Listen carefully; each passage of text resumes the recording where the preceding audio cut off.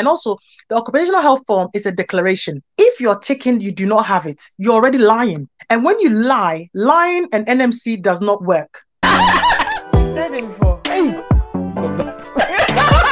Hello guys, so sometimes I get asked by people that Nanelle, I am HIV positive, Nanelle, I am hepatitis B or hepatitis C positive. Can I still go ahead and start the process of becoming a nurse or a senior carer or a doctor in the UK or even any other health profession? Can I go ahead when it's time for me to do my medicals and then they realize that I am HIV positive? Will that affect my chances of getting a job in the UK? People have been asking me so many questions, so it pushed me to do a bit more research in this field. Even after my research, I still wanted somebody with in-depth knowledge, like somebody who's actually a recruiter, because they're in a better position to kind of like explain what really happens when you have a bloodborne virus and then you want to work in the NHS or you want to work in the health sector. So obviously, you know my plug, yeah, Frey. So I did contact Frey and I told her, and then she was willing to come and share. Frey is an NHS recruiter. She owns the channel Frontline Gist, yes, and you all know Frey has in-depth knowledge in recruitment because she's a recruiter herself. She's a member of the recruitment team of the NHS Trust where she works. She's a band 8 nurse. She's so busy, so I'm so privileged that Frey decided to come on this platform to share her knowledge about it. She's going to actually share a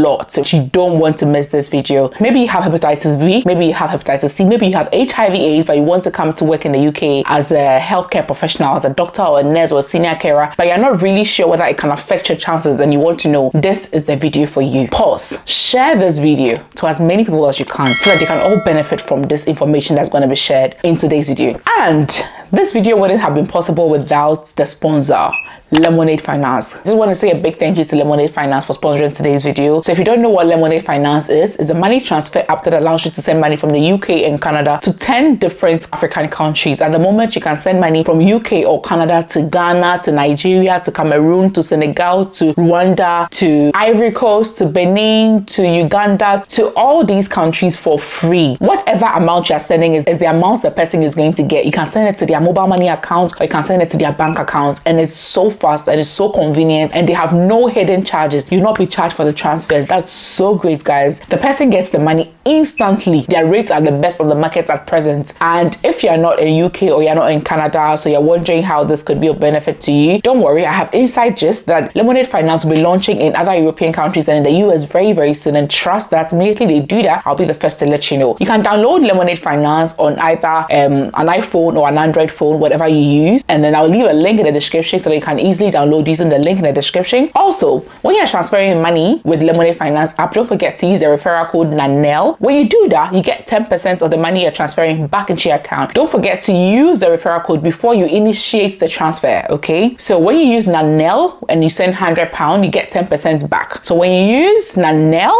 and then you send £200 to friends and family back in any of these 10 countries, you get £20 back. But don't forget, it's capped at £50, okay? Send money using Lemonade Finance and let me know what you think in the description. Thank you so much, Lemonade Finance, for sponsoring today's video. Now let's get to the main reason why I clicked on today's video. Thank you.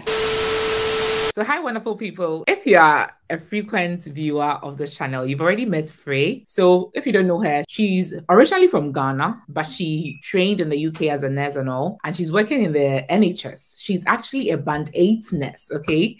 And she's part of the international recruitment team for her NHS Trust. So the last time she was on the channel, she gave us a few tips on how to, you know, get a job in the NHS faster for those that had passed CBT and IELTS but were still struggling to find a job. If you haven't watched that video, I'll leave the link so you can go and watch. She also has a YouTube channel called Frontline Gist, where she shares, like the name says, all the gist, you know, to help you secure a job here in the UK, you know, being that she's a recruiter herself. Okay, so you can head over to Frey's channel. I'll leave the screenshots of her page and then I'll leave a link so that you can head over to her channel and subscribe and support her as well. She has very, very informative videos, how to write a personal statement and all that for your job applications in the UK and everything. So welcome here, Frey. Thank you. Thanks for having me again. So like I discussed with you earlier, I've been getting loads of messages with people that have HIV, hepatitis B, hepatitis C, and they don't know whether to book the IELTS exam or to even start the process because they don't want to get to the middle of it and then they'll be told that because of their status, they cannot get a job in the UK as a healthcare personnel. I've been getting these messages from midwives, from nurses, from doctors even. And I saw a document about it, but honestly, it was too much to read. And I did skim through, but I believe that, I'm like, no, you are the best person to tell us about this. That's why you're here. And I know that you're going to give us all the information that we need. So, Frey, as a recruiter, with your knowledge and everything, is it possible for people with bloodborne viruses like HIV, hepatitis B, hepatitis C to be recruited in the UK as doctors or care assistants or nurses or any healthcare profession in the UK? Is it possible? Oh yeah, definitely, definitely, definitely. And I would say that with my years of experience working on the NHS, I have never, ever, even behind the scenes when we're recruiting, I have never heard anybody say we should cancel somebody's application because of their status, or we should just not offer them a job or any other. I can definitely say that NHS does not, they do not discriminate at all. They do not discriminate. I cannot speak for the private sector because they may be able to have their own rules or other things that they do. They may not be following regulatory, whatever, but I cannot speak for the private sector. Although I've worked for the private sector, I wasn't working within the recruitment section, so I cannot speak for private. I would definitely advise people to aim for the NHS because they are following the Equality Act 2010, where they cannot discriminate. So definitely they should apply. They should not hold back. They should go for their outs and apply. So at what stage in the job search process or the application process should I declare that I am HIV positive? Obviously, you can't put that on your CV, but like at what stage in the process should I let my prospective employer know that I have this disease? So as you said earlier, definitely do not put it in your supporting statement. Do not put it on your track application whatsoever. Because as I said in my previous video with you, when we are looking at a simple application, things like date of birth, we do not even have access to that information to discriminate, to say, oh, this person's old or too young. We can't even see such information until a job offer has gone through. So I would suggest that make sure you've had your bloods done in your home country, that you know your viral load, and then declare it after a job offer. So when you've been offered a job, I mean, the NHS, we usually send an occupational health request form where you have to tick all your health problems and you have to declare these information, and then the organization can help you better through that, you know, but they will never discriminate even if you declare that information. So I should only declare after I have gotten a job offer and then I'm filling the occupational health form. That's when I should declare. Yes. But during that time, I'll advise that if you have been diagnosed with HIV, HEP B, C, whatever, do well on your part to make sure that your viral load is lower to the required. I do not want to name numbers because every day data change. So I wouldn't tell you that keep your viral load onto this number or that number, because obviously this video may be watched 5 years down the line and I don't want to be misquoted. Do you know what I mean? So yes, I would say keep an eye on it. So after I have declared it, does it change the departments I can work? If I have a blood-borne virus, can I work at any department at all in the facility? Yes. Strong yes. Years ago, before the Equality Act, there were so many areas that you were not allowed to work. You know, please hold on. For those that do not know the Equality Act, what is it, like briefly? So, for example, the Equality Act came in around 2010, I think. So we can just Google it and check. But I think around 2010, where it basically helps you, the applicant, basically it supports you to avoid being discriminated against during your application process. So then employers have to follow the Equality Act by making sure there are certain questions that are not asked during the application phase. So there are certain things that people can easily discriminate. You know, for example, if they gave me access for me to see people's background in terms of personal information whilst I'm going through your personal statement or supporting statement, I can see the person's date of birth. Some people will judge you and say, okay, there's too many, let's say over 50s on this wall, so maybe I'm not going to take this person. No, this is why we do not have access to certain information, you know, age, sex, and things like that. We cannot discriminate. The act is there to support everyone, to make sure that you will be viewed as a candidate that is able to perform and do your job as per your application, basically. So people need to look into the Equality Act. Even if you do not have HIV or HEP B, C or whatever, please look at Equality Act, because that's the act we use for you to, if you want to take somebody to court and things like that, this is what you need to stand on with this document. Yeah. So it applies to everything, your sexual orientation, your age, everything. You can't be discriminated based on those things. Or race, everything. Yes, definitely. It's a very important act. Okay. So yeah, to answer your question, so a few years back, I mean, people were not allowed to work in the EPP role, which is the exposure prone procedure roles, which are the working in ED, gynae, obstetric dentistry. But now you can. if you're HIV positive, there are certain criteria you must follow. And I will talk about it later on. There are some steps that you must follow if you still insist that, let's say, midwifery is my calling. I want to do it. Unfortunately, I've got HIV, I've got HEP B. I still want to do this role. You can do it, but you must follow I think there's 3 or 4 criteria you have to follow, and then it's fine. You can work in. So do not let anybody put you off, or maybe you read something that was published 10 years ago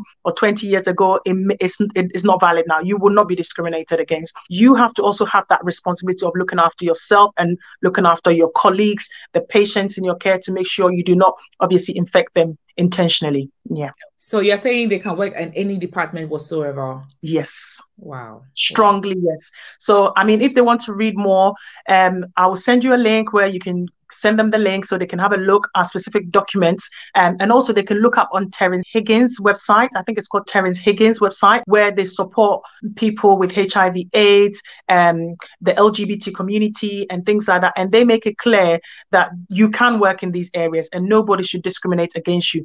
Considering that your viral load is up to a level, up to the UK standard, and also you're registered on the UCAP, which is the UK panel for people, health workers with obviously BBVs and which is bloodborne viruses. If you have to be registered on that, and that's one of the criteria. So when they receive the occupational health forms, they will refer you to obviously an occupational health doctor. The doctor will insist on having as a requirement onto a register. You know how we have the NMC register? There's something called UCAP, and UCAP is a register for people with bloodborne virus diseases. If you do insist on working in an EPP environment, they have to keep you on the register. You need to be monitored every 3 months. There's so much that they will do with you that you will not feel like, you know, you are different from everyone, you know, because you are just a normal worker. You can do your job as long as you meet the criteria, is fine. So what's the criteria you're talking about here? So this criteria, the first one is that you need to be registered with the UCAP. It's UKAP. People can Google that, which is an occupational health monitoring register for all health professionals, doctors, nurses, allied health professional, anybody basically working in the health sector. And also you need to be under a joint supervision with a consultant occupational physician or doctor, and any doctor that's treating you. So you need to be seen regularly on a joint supervision, okay? And thirdly, you must be either on antiretroviral drugs and have a viral load at a certain number, which I wouldn't say because it changes, it's all online. And you have to be an elite controller. You have to take control of your condition. You really have to take control and have regular viral load tested every 3 months. Those are the 3 main criteria. You know, I knew you'd be the best person for this video. Oh, I see. Yeah. What if the person is positive, but the person does not really want to work in an environment where they will be exposed to? Perfect. I mean, I would advise that if you're coming from Asia, Africa, or anywhere around the world, if God forbid I was in that situation, I would say that I would want to work in a non-EPP environment for my own peace of mind. For the regular interventions here, it's always nice to have the support because the UK will support you. But if you genuinely think that your condition is well managed, you're under good control, and you don't want to work in an EPP environment, I will actually encourage it to look for jobs which is not within the EPP environment. I would advise that. Some of the EPP environments could be working in a urology environment, ENT, gynae, obstetrics, and even obstetrics. You don't have to work on labor ward. You can work in so many areas where you're not even prone or exposed to so many things. So you can still keep up with your midwifery practice. In the UK, our roles are so broad. You know, you can be a midwife for safeguarding. You can be a midwife in antenatal. It's not just labor ward. So there's so much. You can still keep up with your midwifery role. Yeah, so there's so many specialist roles you can go into where it's not labor ward or where you're going to be exposed or be exposed to other things. So yes, you can still pursue your career. Okay. All right. So you've listed the criteria, and then I will leave a link to the UCAP website so that people can go and read further. So guys, check the description for the link to the website so you can read further. For someone who is willing to declare, you know, and be honest about it, what if they are afraid of being stigmatized by their colleagues at work? What can you say about that? I think generally in the UK, we are so open-minded. I mean, years ago, in the 80s, 70s, HIV and AIDS was such a big thing, but now it's not. People do not discriminate, you know, compared to if you're maybe in a third world country and people make it as a big deal. In the UK, it's not a big deal. You as a staff member has to try your best to protect your colleagues, to protect the patients. And I don't think people generally will stigmatize you. You know, I think generally, if you feel somebody is a bit skeptical and you've worked in a ward where people have made certain comments about HIV or, you know, hepatitis B patients or C patients, then you might be very careful of who you share your personal information with, you know. But generally, you have to tell your managers so that they can make reasonable adjustments, you know. So we can't help you if you're suffering from a problem and you do not share that information. Maybe we can help you to say, this is good for you. When you come on a shift, there'll be certain patients they may give you who are probably low risk. You know, it's all in your favor if you disclose this information. But for your colleagues, you have to be very selective who you decide to share that information with. Also, like, their data is protected. So it's not like the managers are going to declare it. Oh, yeah. GDPR it works in this country. For example, if you tell your manager, you don't even have to tell the whole organization. You can be very selective who you want to share that information with. And usually when we do refer staff to occupational health, you do have to give consent, whether you want your manager to see certain parts of the forms. So sometimes your line manager doesn't even see a lot of things unless you give them the approval. You can be very selective with the chain of managers who you want. If there's 7 managers, you can choose that I just want this particular manager to know my business. They don't have to share with everybody because you have to give consent or who you want to share that information with. Wow. Yeah, it works. So so I would advise, I mean, this is what we normally ask for. When we give you a job offer, we will send out occupational health referral form. When you take those forms, it asks you all the other health related questions, pregnancy, cancers, and things like that.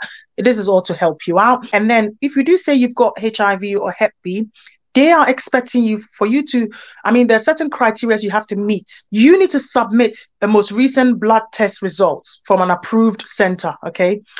And it's a requirement in that UK Department of Health document that you do not supply the sample. You have to show up in your home country and be tested when you arrive to the center. So you can't just say, I'm supplying the blood myself. No, they have to take the blood themselves. And then based on that, if you are in the all clear of the viral load level, they approve. And on arrival to the UK, you will be seen by OK Health and they will take that same blood again to make sure that the numbers you submitted, the viral load level is the same. So that's how the process works. And you will have a holistic health check with occupational health anyway. Yeah. So let's say I'm coming to work as a community nurse. So I'm thinking that no, it's not really necessary to declare. Am I wrong as an international applicant if I think that this is personal to me, so I won't declare? Am I wrong? I think you are. I think you should declare it. It's so important because when you have these conditions, sometimes you may have a flare-up in the winter. Your sickness level will go up. I mean, it's only for so long you can hide it. It's only for so long you can hide it. And I think you're not doing yourself any favors if you're keeping these type of diagnoses yourself. Because as I said earlier, where you work, nobody needs to know about it. You don't even have to tell anybody apart from occupational health, okay? And this document, even when I receive occupational health referral forms, is password restricted. There's so many areas you do not see. I'm telling you, that's how confidential some of these documents are.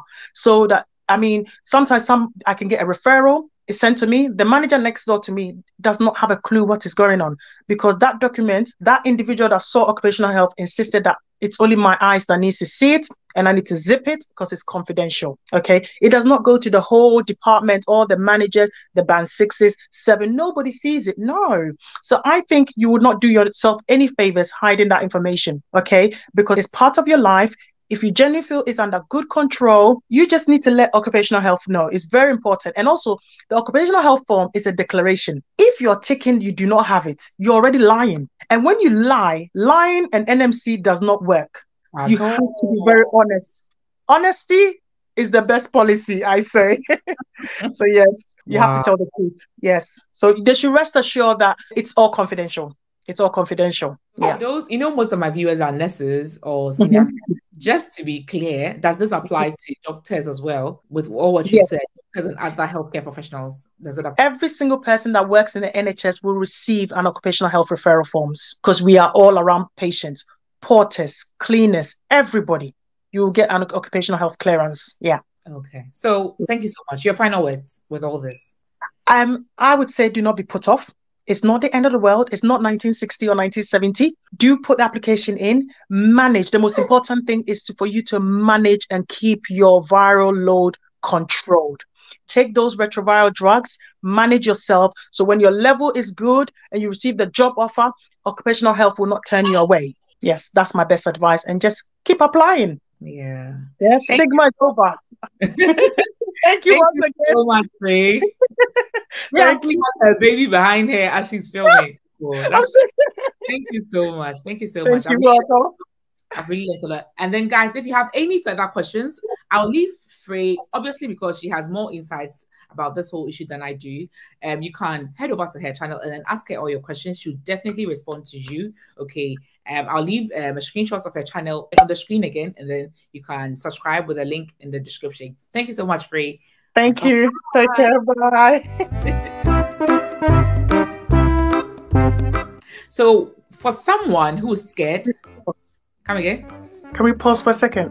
No, sure. I think the baby's crying. 1 second. Oh, it's okay. You're right. A few moments later.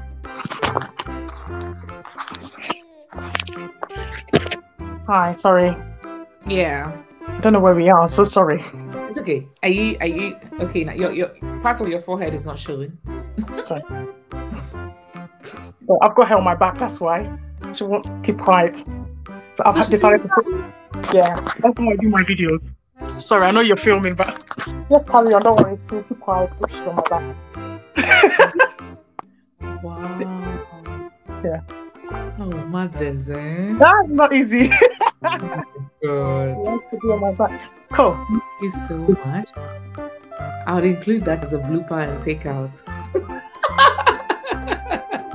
Wow. Oh, thank you so much.